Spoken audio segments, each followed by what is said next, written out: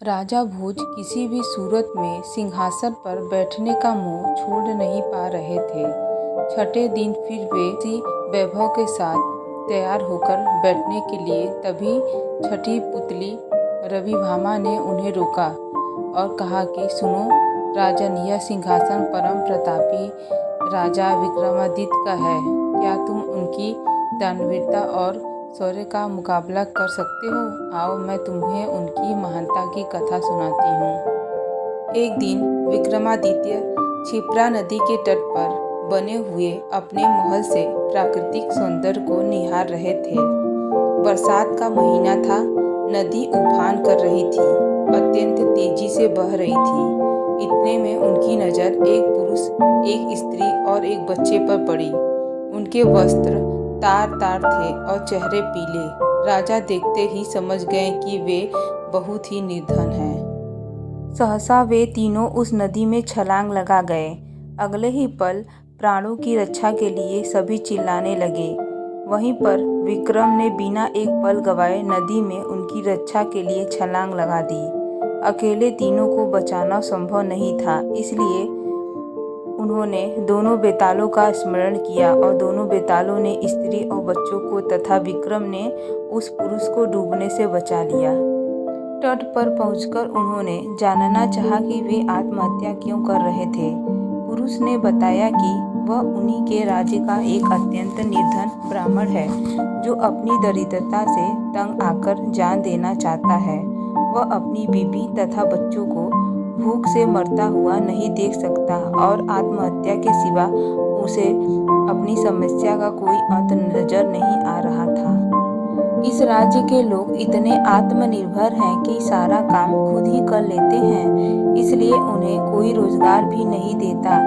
राजा विक्रम ने ब्राह्मण से कहा कि वह उनके अतिथिशाला में जब तक चाहे अपने परिवार के साथ रह सकता है, उनकी हर जरूरत पूरी की जाएगी। ब्राह्मण ने कहा कि रहने में तो कोई हर्ज नहीं है, लेकिन उसे डर है कि कुछ समय बाद आतिथ्य में कमी आ जाएगी और उसे अपमानित होकर जाना पड़ेगा। राजा विक्रम ने उसे विश्वास दिलाया कि ऐसा कोई बात नहीं होगी और उसे भगवान समझकर उसके साथ हमेशा अच्छा बर्ताव किया जाएगा। विक्रम के इस तरह विश्वास दिलाने पर ब्राह्मण परिवार अतिथिशाला में आकर रहने लगा। उसकी देख रेख के लिए नौकर चाकर नियुक्त कर दिए गए। वे मौज मस्ती में रहते थे, अपनी मर्जी से खाते पीते थे और आरामदेह पलंग पर सोते थे। किसी भी चीज़ की उन्हें कमी नहीं थी, लेकिन वे सफाई पर बिल्कुल ध्यान नहीं देते। जो कपड़े पहनते थे उन्हें कई दिनों तक नहीं बदलते थे। जहाँ सोते थे वहीं थूकते थे, मल मूत्र त्याग भी वहीं कर देते थे।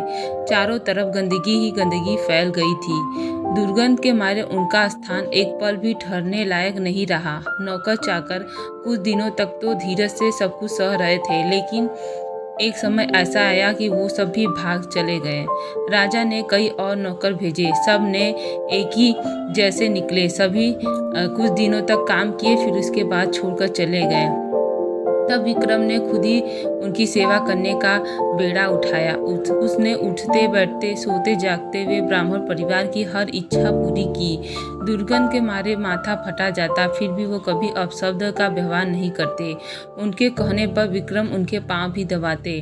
ब्राह्मण परिवार ने हर संभव प्रयत्न किया कि विक्रम उनके आतिथ्य से तंग आकर अतिथि सत्कार भूल जाए और अभद्रता से पेश आए, मगर उनकी कोशिश असफल रही।